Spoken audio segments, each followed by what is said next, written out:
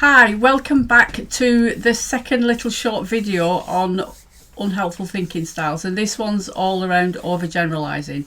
Again, this is something that we often do as human beings. Our brain has a wonderful way of connecting dots that don't exist. It's called apophenia. It's actually a thing. I've got a brilliant book about how the brain works, and this was one of the things that resonated with me throughout.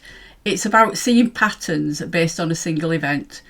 If you are anxious, for example, and you've been out with a group of friends for a meal and you felt anxious when you were getting ready to go or sitting at the meal or whatever it is, it's highly likely that the next time you go out for a meal with friends or a meal or out, that you will automatically revert back to that earlier time where you felt anxious because your brain is connecting up the dots. And again, I know I've said it in the last video and I will probably refer to it in every single one. Our brain does this to try and protect us from something. Whatever it is, it's always looking for danger signals. And a lot of the time, our thinking is like pushing the alarm button. If we start to think, oh, last time this happened, our brain just kicks in and comes up with all these different scenarios about what we might need to avoid or what we shouldn't do. So when we overgeneralize and connect the dots up, we draw conclusions from past events when the reality is, in the here and now, we're a different person than what we were at that past event. Every single moment of our life, we're progressing, we're moving forward. But often what we tend to do is bring our past into our present and relive that moment over and over again. And it's not very helpful. It keeps us stuck in the same place. If I look to me 5 years ago, 10 years ago, when I was 18, whatever it is, I'm a completely different person now.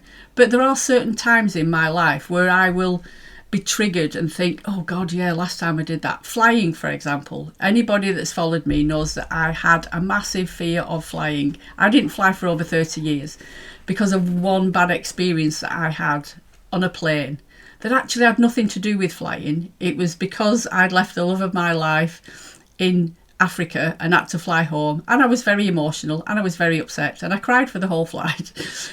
That was what it was all about, nothing to do with flying, but my brain attached all those emotions, overwhelming feelings and everything to the plane as opposed to me just being an emotional wreck.